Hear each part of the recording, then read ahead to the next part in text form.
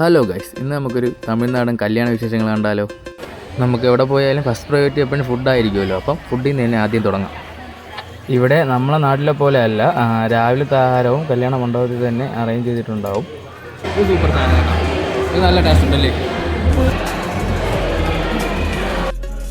വേറൊരു പ്രത്യേകത എന്ന് വെച്ചാൽ ഇവിടുത്തെ രാവിലത്തെ ആഹാരത്തിന് തന്നെ ഒരുപാട് വിഭവങ്ങളുണ്ട്. അതിലൊരു വ്യത്യസ്തമായ ഐറ്റമാണ് ഈ കേസരി പോലത്തെ ഒരു സ്വീറ്റ് ഐറ്റം.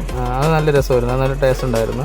ബാക്കി വരുന്നത് നമ്മുടെ വട, അങ്ങനത്തെ ഐറ്റംസാണ്. വട, ചമ്മന്തി, അങ്ങനത്തെ പൊങ്കലാണ് അവർക്ക് മെയിൻ അവിടെ. പിന്നെ അടുത്ത് വരുന്ന ഇഡ്ഡലി ഉണ്ടായിരുന്നു. ഇഡ്ഡലി, സാമ്പാർ, ചമ്മന്തി. പിന്നെ ചമ്മന്തി തന്നെ 2 ഐറ്റം വരും, വെള്ള ചമ്മന്തി, പിന്നെ തക്കാളി വരുന്നൊരു ചമ്മന്തി ചട്നിയുണ്ട്. അതിപ്പം നമ്മളിവിടുത്തെ നോർമൽ വെജിറ്റേറിയൻ ഹോട്ടലിലൊക്കെ പോയാൽ കിട്ടുന്ന തരത്തിലുള്ള ചമ്മന്തിയാണ് മെയിനായിട്ട് വരുന്നത്. ഉപ്പില്ലേ, അമ്മയ്ക്ക് ഉപ്പില്ലെന്നല്ലേ. ചമ്മന്തിക്ക് ഉപ്പില്ലെങ്കിലും ഇവിടെ കടയിൽ കിട്ടുന്ന ചായക്ക് നല്ല രീതിയിൽ ഒരു പഞ്ചസാര ഇടുന്നുണ്ട്. കൊള്ളാവോ?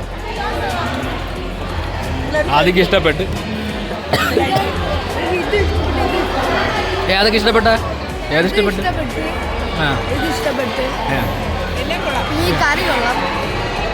കറിയും കൊള്ളാം. എല്ലാം കഴിഞ്ഞെന്നും പറഞ്ഞിരുന്നപ്പോഴാണ് അടുത്ത ദോശ വരുന്നത്. ദോശ അതിനു മുമ്പ് നമുക്ക് ഒരാൾ നമ്മളെ വിട്ടുപോയിട്ടുണ്ടായിരുന്നു. പൂരി ഉണ്ടായിരുന്നു, പൂരിയും ഉരുളക്കിഴങ്ങ് കറിയും. അപ്പം അങ്ങനെ ഒരു സദ്യ പോലെയാണ് ഇവിടുത്തെ രാവിലത്തെ ആഹാരം സെറ്റ് ചെയ്ത് വെച്ചേക്കുന്നത്. നമ്മൾ ഇവിടെയൊക്കെ ആണെങ്കിൽ ഉച്ചയ്ക്ക് മാത്രമായിരിക്കും മെയിനായിട്ട് ആഹാരം വരുന്നത്. ഇവർക്ക് അങ്ങനെയല്ല, രാവിലെ അതുപോലെ വരുന്നുണ്ട്. ഏകദേശം 10ഓളം വിഭവങ്ങൾ കറി ഉൾപ്പെടെ ഉണ്ടായിരുന്നു. വളരെ മനോഹരമായിട്ട് തന്നെ അവരിത് ചെയ്യുന്നുണ്ട്.